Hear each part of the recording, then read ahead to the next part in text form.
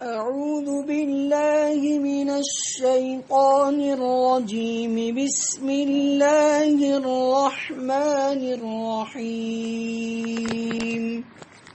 إنا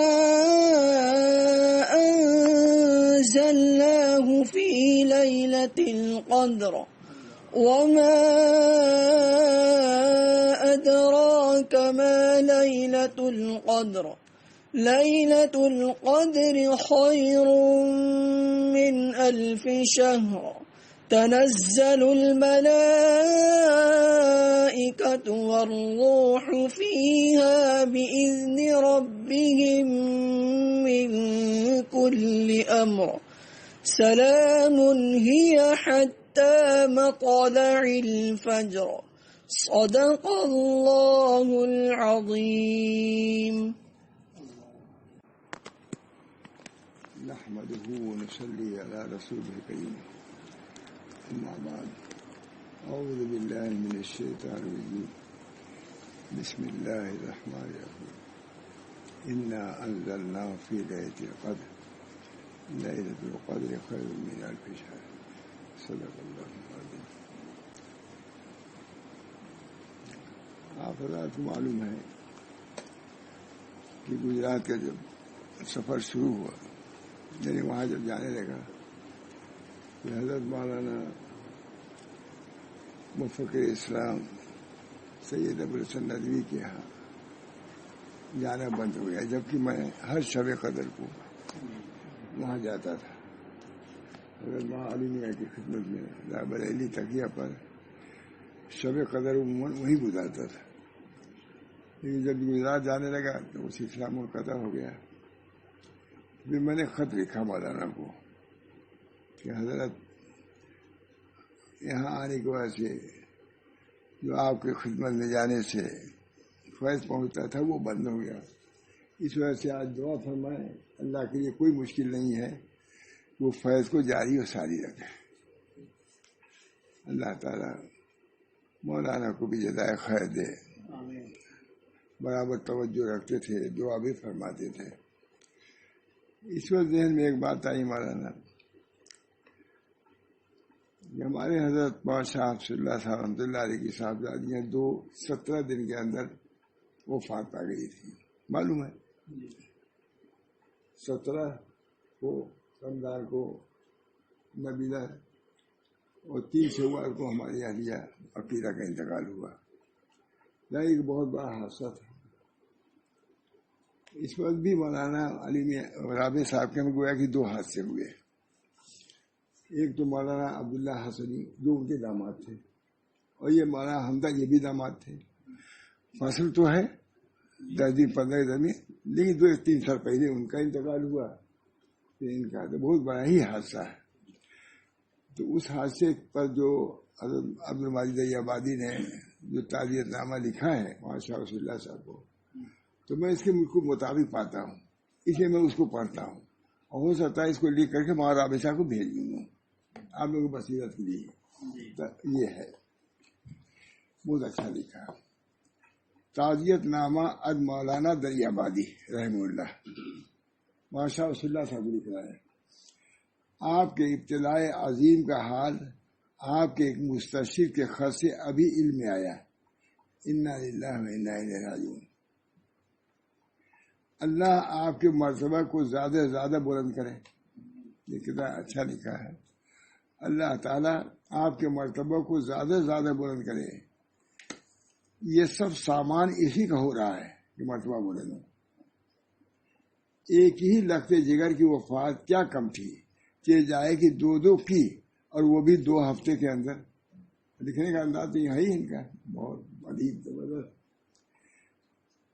ایک ہی لخت جگر کی وفات کیا کم تھی کہ چاہے کہ 2 کی، اور وہ بھی 2 ہفتہ کے اندر. اس سے بڑا اور کڑا امتحان کیا ہوگا؟ اس سے بڑا اور کڑا امتحان کیا ہوگا؟ لیکن در حقیقت آپ قابل مبارکباد ہیں. آپ کا ظرف اتنا بلند سمجھا گیا، جبھی تو امتحان اتنا سخت لیا گیا. در حقیقت آپ قابل مبارکباد ہیں. آپ کا ظرف اتنا بلند سمجھا گیا، جبھی تو امتحان اتنا سخت لیا گیا. کوئی لقمان کو حکمت کیا پڑھائے گا؟ آپ خود ہی دوسروں کو تلقین کرتے ہیں، دوسرا آپ کو صبر کی تلقین کیا کرے گا؟ ہاں، آپ کی مثال، آپ کا نمونہ دیکھ کر کم ہمتوں کو بھی ہمت کسی درجے میں بن جائے گی. یہ ہوگا. اللہ تعالیٰ آپ کو لطف بے قرار سے نوازے. اللہ تعالیٰ آپ کو لطف بے قرار سے نوازے. صاحبزادیوں کو کروٹ کروٹ جنت فردوس عطا فرمائے، اور آپ سب کو صبر جمیل عطا فرمائے. والسلام. دعا گو و دعا خواہ عبد الماجد. اس کا جواب دیکھیے حضرت نے کیا مرحمت فرمایا. حضرت مسلم امت کا جواب: واقعی دو صدمے ایک کے بعد دیگرے پیش آئے. واقعی ابتلاء عظیم ہے. اب آپ کے ارشادات جو اس ابتلا کی حکمت میں ارشاد فرمائے گئے ہیں بہت کچھ موجب تسلی ہو سکتے ہیں. میں تو اپنے کو ایسا کیسے خیال کر سکتا ہوں، مگر اکابر کے ارشادات کے سوا اور کیا موجب تسلی ہو سکتا ہے. آپ نے کہا ہے، سمجھ گیا نا. خط سرانے رکھ لیا ہے، گاہے گاہے دیکھتا ہوں اور تسلی کر دیتا ہوں.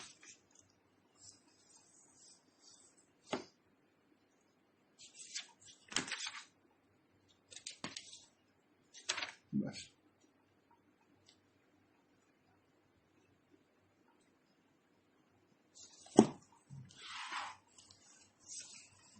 ٹھیک ہے. جی بھی آ گیا. ہاں جی، مضمون دوسرا سنانے والا تھا. یہ میں نے کہا اس کے مناسب یہی ہے. انا انزلنا کی سورہ کی تفسیر بہت آسان طریقے سے لکھا، سنا دوں. بسم اللہ الرحمن الرحیم. سورۃ القدر مکہ معظمہ میں نازل ہوئی ہے. اس میں 5 آیات ہیں. شروع اللہ کے نام سے جو بڑا مہربان نہایت رحم والا ہے. بسم اللہ الرحمن الرحیم کا ترجمہ: شروع اللہ کے نام سے جو بڑا مہربان نہایت رحم والا ہے. بسم اللہ الرحمن الرحیم کا ترجمہ تو یاد رہنا چاہیے.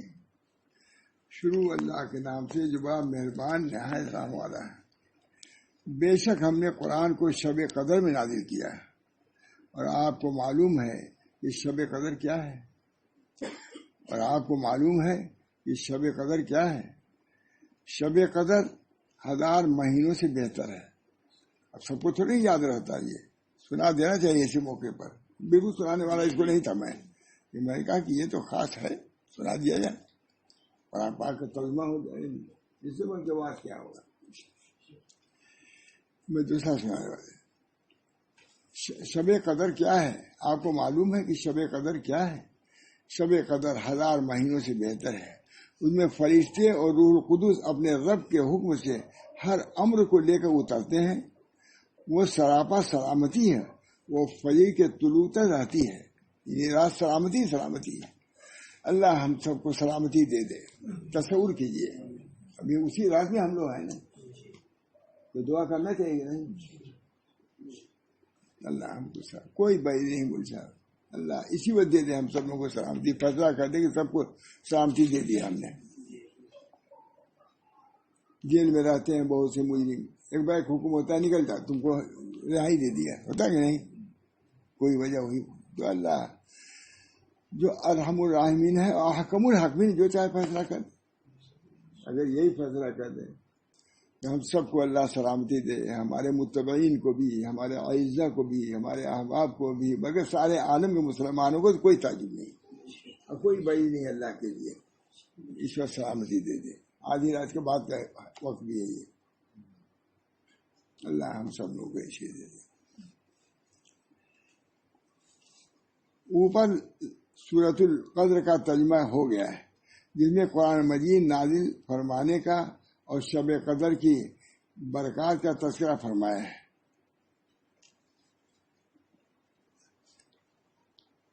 بس بے شک ہم نے قرآن کو شب قدر میں نازل کیا، اور آپ کو معلوم ہے کہ شب قدر کیا ہے. شب قدر 1000 مہینوں سے بہتر ہے. اس میں فرشتے اور روح القدس اپنے رب کے حکم سے ہر امر کو لے کر اترتے ہیں، وہ سراپا سلامتی ہے، وہ فجر کے طلوع ہونے تک رہتی ہے۔ اوپر سورۃ القدر کا ترجمہ کیا گیا ہے، جس میں قرآن مجید نازل فرمانے کا اور شب قدر کی برکات کا تذکرہ فرمایا ہے۔ اول تو یہاں فرمایا کہ انا انزلناہ فی لیلۃ القدر، بے شک ہم نے قرآن کو شب قدر میں نازل کیا ہے۔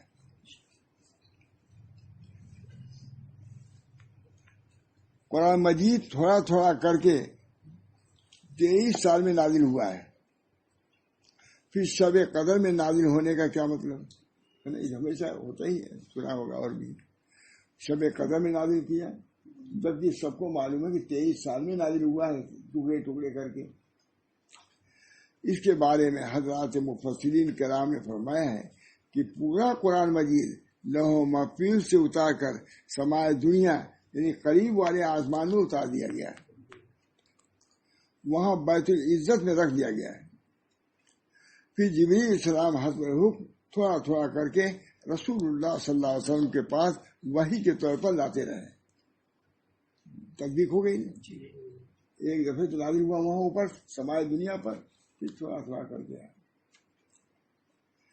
سورہ بقرہ میں فرمایا شہر رمضان الذی انزل فیہ القرآن، اس سے معلوم ہوا کہ قرآن کریم ماہ رمضان میں نازل ہوا، کیونکہ شب قدر ماہ رمضان میں ہوتی چونکہ شب قدر ماہ رمضان میں ہوتی ہے، اس لیے اس میں کوئی تعارض نہیں، کوئی بات نہیں۔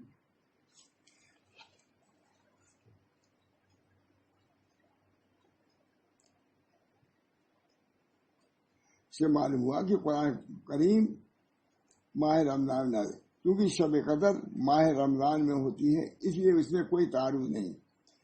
شب قدر کے فضیلت بتاتے ہوئے اول تو سوال کے پیرائے میں اس کی اہمیت بتائی، ما لیلۃ القدر، فرمایا کہ وما ادراک ما لیلۃ القدر، اور کیا آپ کو معلوم ہے کہ شب قدر کیا ہے؟ اس کے بعد ارشاد فرمایا لیلۃ القدر خیر من الف شہر، اہمیت کے لیے پہلے سوال کیا، اس کے بعد اس کا جواب خود اللہ نے دیا۔ شب قدر 1000 مہینوں سے بہتر ہے۔ اس کا مطلب یہ ہے کہ کوئی شخص 1000 مہینے تک اعمال صالحہ میں مشغول رہے جن میں شب قدر نہ ہو، اور کوئی شخص شب قدر میں مشغول عبادت رہے تو اس کا یہ عمل 1000 ماہ اعمال صالحہ میں لگے رہنے والے شخص سے افضل ہوگا۔ دیکھیے بھائی، اللہ تعالیٰ کے دے میں اب یہ سب چیزوں کی یاد دہانی ہوتی رہنی چاہیے مجھ صاحب، یعنی کہ ایک دفعہ 10 سال پہلے سنا دیا تو کافی ہو۔ میں اسی لیے سنا رہا ہوں کہ سنایا تو ہو گئی، قدیم ہے تو سنا، لیکن اس وقت بھی سنا رہا ہے۔ میں دوسرا مضمون سنانے والا تھا، یہ اس کا موقع یہ اسی مرمہ لیے، تو اس کا یہ عمل 1000 ماہ ہمارے صالحہ میں لگے رہنے والے شخص سے افضل ہوگا ایک رات۔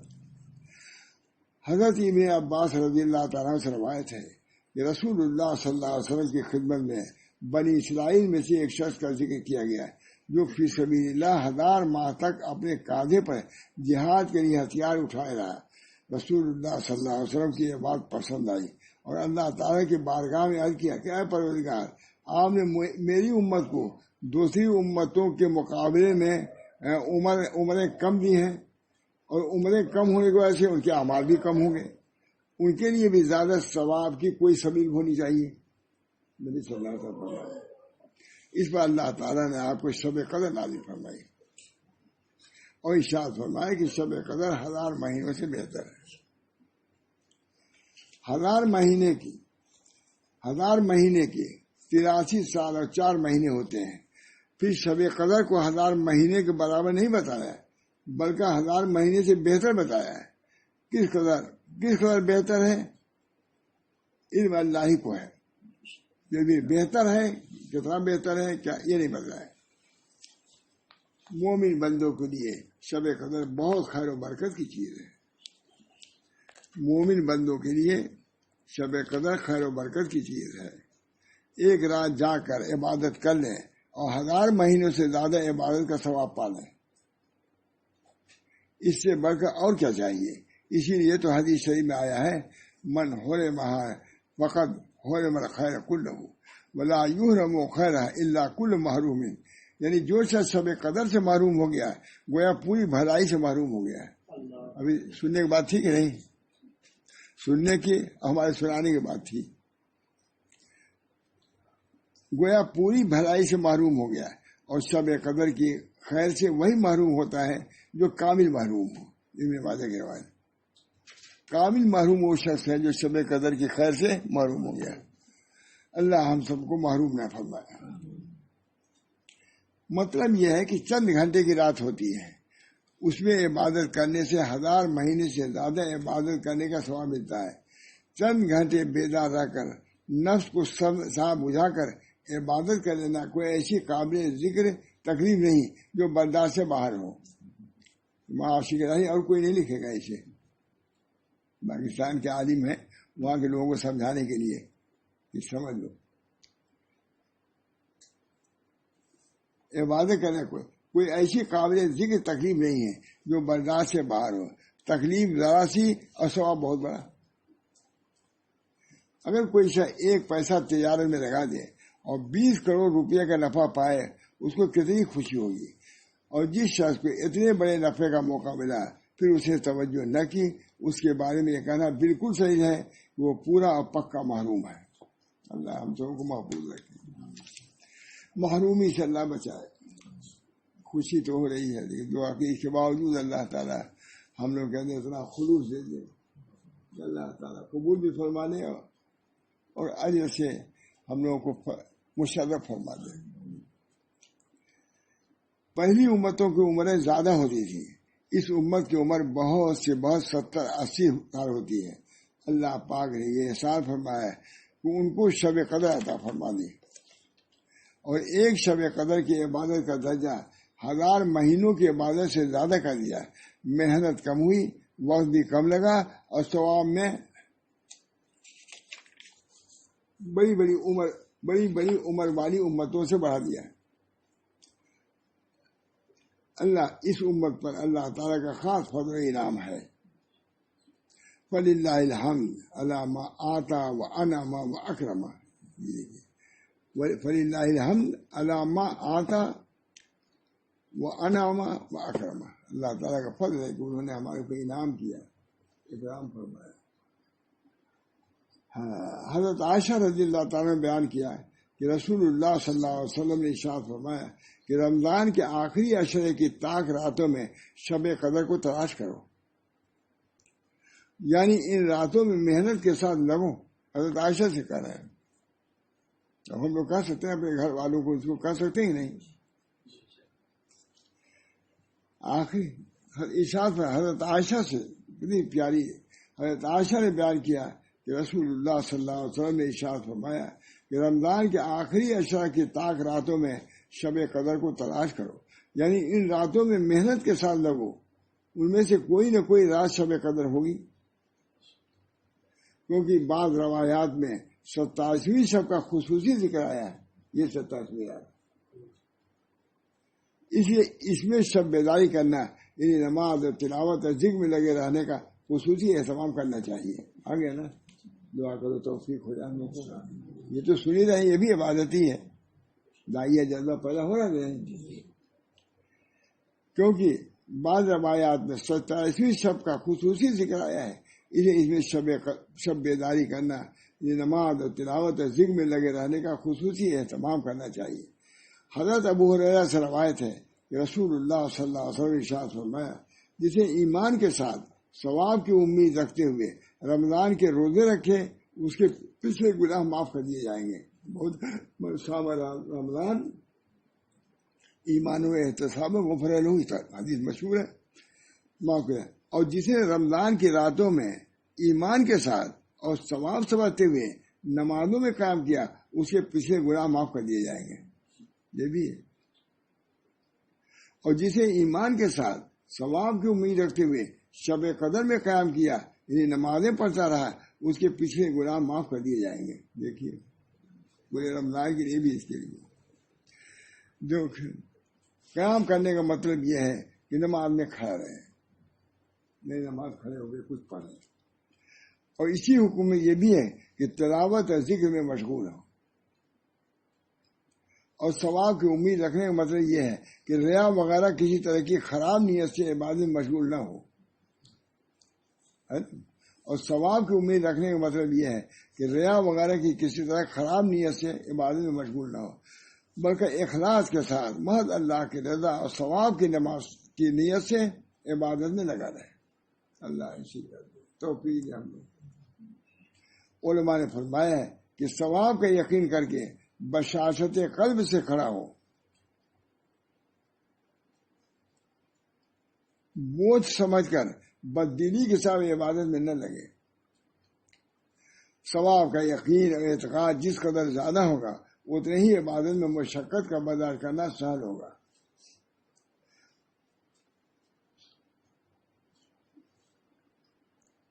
یہی وجہ ہے کہ جو شخص قرب الہی میں جس قدر ترقی کرتا جاتا ہے عبادت میں اس کا انہماک زیادہ ہوتا جاتا ہے. دیکھیے چھوٹا نہیں بلکہ اور زیادہ ہوتا ہے. بہت اچھی بات ہے مرچا ہم لوگ کو جگانے کے لیے. نیز یہ بھی معلوم ہو جانا ضروری ہے کہ حدیث بالا اور اس جیسے احادیث میں گناہوں کی معافی کا ذکر ہے. علماء کا اجماع ہے کہ کبیرہ گناہ بغیر توبہ کے معاف نہیں ہوتے، صغیرہ معاف ہوں گے. پر جہاں احادیث میں گناہوں کے معاف ہونے کا ذکر آتا ہے وہاں صغیرہ گناہ مراد ہوتے ہیں، اور صغیرہ گناہ ہی انسان سے بہت زیادہ صدر ہوتے ہیں. عبادت کا ثواب ملے اور ہزاروں گناہوں کی معافی ہو جائے، کس وقت نفع کیجیے گا.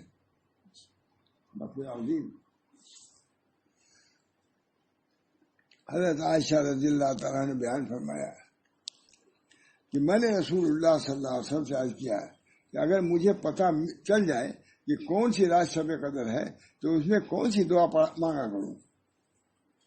آپ نے فرمایا یوں دعا مانگنا، اللہم انکا عفو تحب العفو فاعف عنی. اللہم انکا عفو تحب العفو فاعف عنی. اللہم انکا عفو تحب العفو فاعف عنی.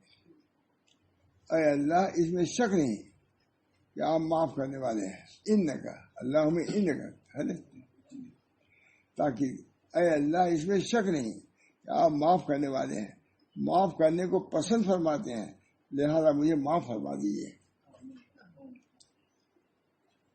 دیکھیے کیسی دعا ارشاد فرمائی، نہ زر مانگنے کو بتایا نہ زمین. معافی کا یہ نہیں کہ یہ کر دیتے تم تو ہماری بیوی ہے، تم جو چاہو کرو، معافی مانگنے کی کیا ضرورت ہے. ارے کر دیتے یہ لوگ تو کہی دیتے ہیں بہت سی بات، وہ کیا سب کرنے کی ضرورت. یہ نبی عبادت سکھاتا ہے، تواضع سکھاتا ہے، مسکرہ سکھاتا ہے، دعا سکھاتا ہے. دیکھیے کیسی دعا ارشاد فرمائی، نہ زر مانگنے کو بتایا نہ زمین، نہ دھن نہ دولت. کیا مانگا؟ معافی. معافی مانگا. بات اصل یہ ہے کہ آخرت کا معاملہ سب سے کٹھن ہے.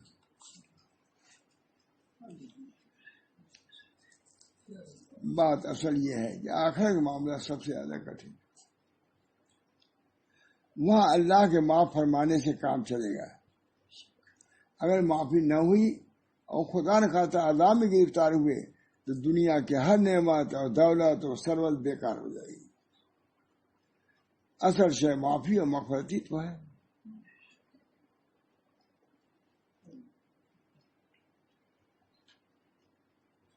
معافی لڑائی جھگڑے کا اثر. حضرت عبادہ فرماتے ہیں نبی کریم صلی اللہ علیہ وسلم ایک دن اس لیے باہر تشریف لائے کہ ہمیں شب قدر کی اطلاع فرمائے. دن میں نبی صلی اللہ علیہ وسلم ایک دن اس لیے باہر تشریف لائے کہ ہمیں شب قدر کی اطلاع فرمائے، مگر دو مسلمانوں میں جھگڑا ہو رہا تھا. حضرت صلی اللہ علیہ وسلم نے ارشاد فرمایا کہ میں اس لیے آیا تھا کہ تمہیں شب قدر کی اطلاع دوں، مگر فلاں شخصوں میں جھگڑا ہو رہا تھا جس کی وجہ سے اس کی تعین میرے ذہن سے اٹھا لی گئی.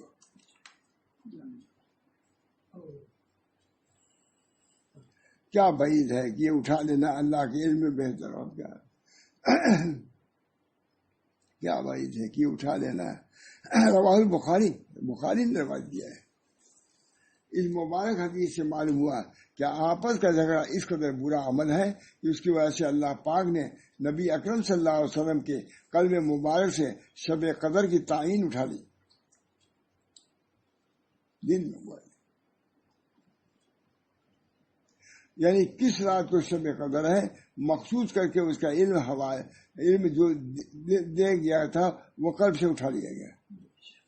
فلاں رات ہے اس علم ہی کو اٹھا لیا. یہ ہے اختلاف نظام کو کچھ نہیں لوگ سمجھتے جو وہ چاہیں کریں. مخصوص کر کے اس کا علم جو دے دیا گیا تھا وہ قلب سے اٹھا لیا گیا.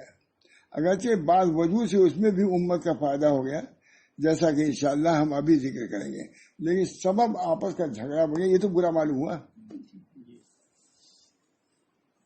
یہ کہ تعین نہیں ہے تو تلاش کرنے کا موقع مل گیا زیادہ، یہ دوسری بات ہے. یہ فی نفسی ہی جھگڑے کی مذمت معلوم ہے کہ نہیں.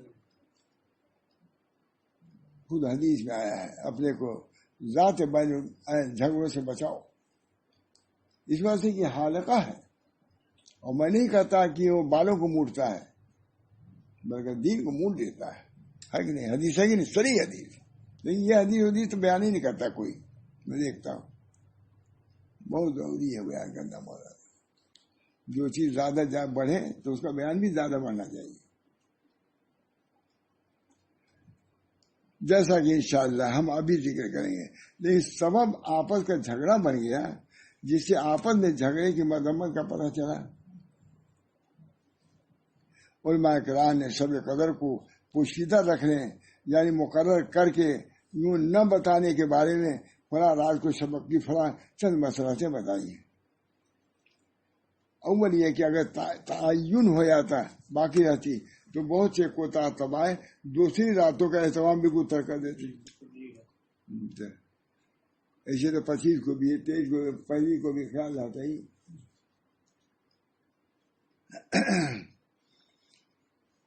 اور موجودہ صورت میں اس اعتبار پر شاید آج ہی شب قدر ہو متعدد راتوں میں ابائی کی توفیق نصیب ہو جاتی. ایک ایسی چیز شروع کر دیتے ہیں بہت سے لوگ. یہ مفتی فخر الاسلام صاحب تھے آئے صبح 21 کے.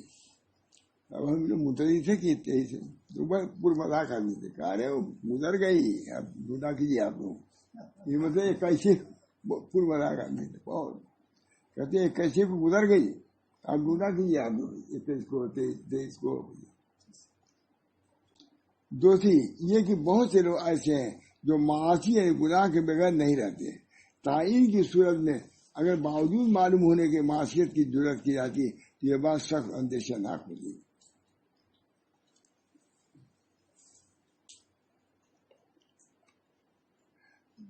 یہ کہ تعین کی صورت میں اگر کسی شخص سے وہ رات چھوٹ جاتی تو آئندہ راتوں میں افسردگی کی وجہ سے پھر کسی رات کا جاگنا بشاست کے ساتھ نصیب میں ہوتا. اور اب بشاست کے ساتھ رمضان کی چند راتوں کی عبادت شب قدر کی تلاش میں نصیب ہو جاتی ہے. چوتھی یہ کہ جتنی راتیں طلب میں خرچ ہوتی ہیں ان سب کا مستقل ثواب علیحدہ ملتا ہے. یہ کہ رمضان کی عبادت میں حق تعالیٰ جل شانہ ملائکہ و تفاخر فرماتے ہیں. لیکن شب قدر میں جو کیا وہ تو ثواب، لیکن اور راتوں میں جو کیا اس کا بھی ثواب ملے گا. اس صورت میں تفاخر کا موقع زیادہ ہے کہ باوجود معلوم نہ ہونے کے محض احتمال پر رات بھر جاگتے ہیں اور کئی رات جاگتے ہیں اور عبادت میں مشغول رہتے ہیں. اور ان کے علاوہ اور بھی مسائل ہو سکتے ہیں. جھگڑے کی وجہ سے اس خاص رمضان مبارک میں تعین بھلا دی گئی اور اس کے بعد مسائل مذکورہ یا دیگر مسائل کی وجہ سے ہمیشہ کے لیے تعین چھوڑ دی گئی. اس میں بھی امت کے لیے خیر ہی ہے جو بھی ہو. تو تنزل الملائکۃ والروح فیہا بإذن ربہم من کل امر. اس رات میں فرشتے اور روح القدس اپنے پروردگار کے حکم سے ہر امر کو لے کر اترتے ہیں. ملائکہ کے ساتھ روح بھی فرمایا جسے جمہور علماء کے نزدیک حضرت جبریل اسلام مراد ہے اور ملائکہ اس کے ساتھ جبریل اسلام بھی ہے. اسی لیے ترجمہ لفظ روح القدس اختیار کیا گیا ہے. بعض حضرات نے روح کا ترجمہ رحمت بھی کیا ہے. بالکل امر کی تفسیر کے بارے میں روح معنی میں چند اقوال لکھے ہیں. ان میں سے ایک یہ ہے یہ فرشتے اللہ کی طرف سے ہر طرح کی خیر و برکت لے کر کے نازل ہوتے ہیں.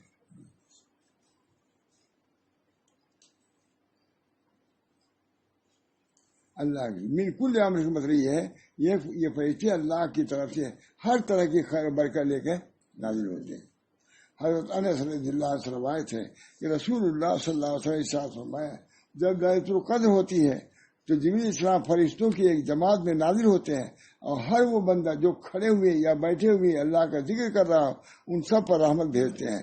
پھر جب عید الفطر کا دن ہوتا ہے تو اللہ تعالیٰ اپنے فرشتوں کے سامنے بطور فخر ان بندوں کو پیش فرماتے ہیں کہ اے میرے فرشتوں اس مزدور کی کیا جزا ہے جس نے اپنے عمل پورا کر دیا، جس نے اپنا عمل پورا کر دیا. فرشتے عرض کرتے ہیں کہ اے ہمارے رب اس کی جزا یہ ہے کہ اس کا اجر پورا دے دیا جائے. اللہ تعالیٰ ویسے فرما دے. اللہ تعالیٰ کا فرمان ہوتا ہے کہ اے میرے فرشتوں میرے بندوں اور میرے بندیوں نے میرا فریضہ پورا کر دیا جو ان پر لازم تھا، اب گرانے کے لیے نکلے ہیں. قسم ہے میرے عزت و جلال اور کرم کی اور میرے علو و ارتفاع کی، میں ضرور ان کی دعا قبول کروں گا، مردوں کے لیے بھی عورتوں کے لیے بھی. پھر بندوں کو ارشاد ہوتا ہے کہ میں نے تم کو بخش دیا ہے اور تمہاری برائیوں کی نیکیوں سے بدل دیا ہے، لہذا اس کے بعد عیدگاہ سے بخشے بخشائے واپس ہوتے ہیں. سلام، یہ رات سراپا سلامتی ہے. پوری رات فرشتے ان لوگوں پر سلام بھیجتے رہتے ہیں جو اللہ کے ذکر و عبادت میں لگے رہتے ہیں. اور بعض حضرات نے اس کا یہ مطلب بتایا ہے کہ شب قدر پوری کی پوری سلامتی اور خیر والی ہے. اس میں شر نام کا کوئی شر کا نام نہیں ہے. اس میں شیطان کسی کو بھی برائی پہ ڈال دے یا کسی کو تکلیف پہنچا دے اس کی طاقت سے باہر ہے. اب دیکھیے کتنی بڑی ہے ذکر پہ حتیٰ مطلب فجر، یہ رات فجر طلوع ہونے تک رہتی ہے. اس میں یہ بتا دیا کہ لیلۃ القدر کی رات کسی حصے کے ساتھ مخصوص نہیں ہے، شروع حصے سے لے کر صبح صادق ہونے تک برابر شب قدر اپنی خیرات اور برکات کے ساتھ باقی رہتی ہے.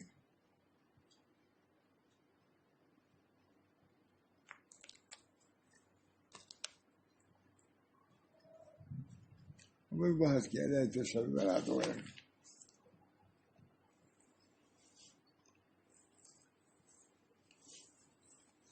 اخیر میں لکھ رہا ہے جس قدر ممکن ہو سکے شب قدر کو عبادت میں گزارے. اخیر میں لکھ رہا ہے کچھ بھی نہیں تو کم از کم مغرب اور عشاء فجر نماز تو جماعت سے پڑھی. مغرب اور عشاء فجر نماز تو جماعت سے پڑھی، اس کا بھی بہت زیادہ ثواب ملے گا. اخیر میں لکھ دیا بہت اچھا کیا ہے.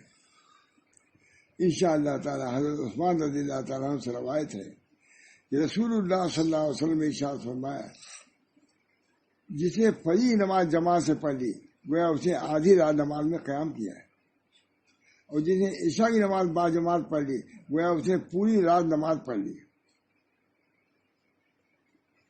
رواہ مسلم.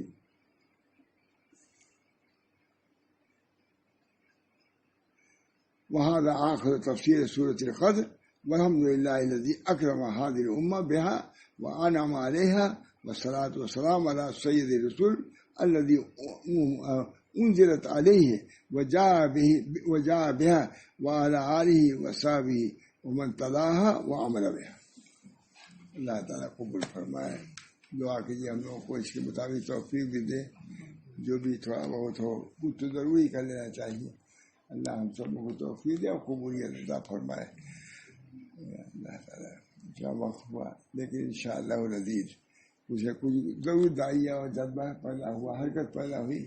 اللہ عمل کی توفیق دے ہم کو بھی، ہمارے تمام متعلقین کو بھی، پورے سارے عالم کو بھی. پریشانی کا عالم ہے بول صاحب، بہت زیادہ تلے ہوئے ہیں یہودی مسلمانوں کو ختم کر دے. اللہ ان کے شر سے محفوظ رکھے. نمازوں کے اندر حملہ کر رہا ہے، بہت پریشانی ہے. اس رات میں ان کے لیے بھی دعا کیجیے اور جو یہاں پریشانیاں ہیں ان کے لیے بھی دعا کیجیے. اللہ تعالیٰ باہم اتحاد اتفاق پیدا کر دے ممالک اسلامیہ میں، ممالک اسلامیہ میں اتحاد، سربراہان ممالک اسلامیہ کے اندر خوف و خشیت کی والی کیفیت پیدا فرما دے، تمام مسلمانوں کی مغفرت فرمائے اور ان کے جو مقاصد حسنہ ہیں اللہ ان کو پورا فرمائے۔ ظاہر ہے کہ حرمین شریفین کے علاوہ وہ بھی تو حرم ہی ہے، اس کی بھی اہمیت ہے، بہت اہمیت ہے، بہت اہمیت ہے اس کی بھی، بڑے اس کے اندر بھی بہت انوار ہیں۔ اللہ تعالیٰ فرمائے کیا ہے، سبحان الذی اسری بعبدہ لیلا من المسجد الحرام الی المسجد الاقصی الذی بارکنا حولہ، اس کے ارد گرد بھی برکتیں ہیں، بارکنا حولہ اسی متعلق ہے نا حرم۔ اس بنا پر اللہ تعالیٰ وہاں کے برکات سے ہم لوگ کے یہاں بیٹھے ہیں، نوازے تو کیا تعجب ہے۔ صلی اللہ علیہ نبی درود شریف پڑھیے، اللہم صلی علی سیدنا نبی وعلی آلہ وصحبہ اجمعین، اللہم صلی علی سیدنا نبی وعلی آلہ وصحبہ اجمعین، اللہم صلی علی سیدنا نبی وعلی آلہ وصحبہ اجمعین، اللہم صلی علی سیدنا نبی امی وعلی آلہ وصحبہ اجمعین، اللہم صلی علی سیدنا مولانا محمد عدد ما فی علم اللہ صلاۃ دائمۃ بدوام ملک اللہ، اللہم صلی علی سیدنا مولانا محمد عدد ما فی علم اللہ صلاۃ دائمۃ بدوام ملک اللہ، اللہم صلی علی سیدنا مولانا محمد عدد ما فی علم اللہ صلاۃ دائمۃ بدوام ملک اللہ۔ ہمارے مولانا محمد احمد صاحب کہتے تھے کہ یہ دعا دعائے سعادت، درود سعادت ہے۔ باروں میں یہ کہنا کہ یہ پانی اوپر آئے گیا تھا تو یہی درود شریف تھا، یہ لوگوں کو انداز یہی ہے۔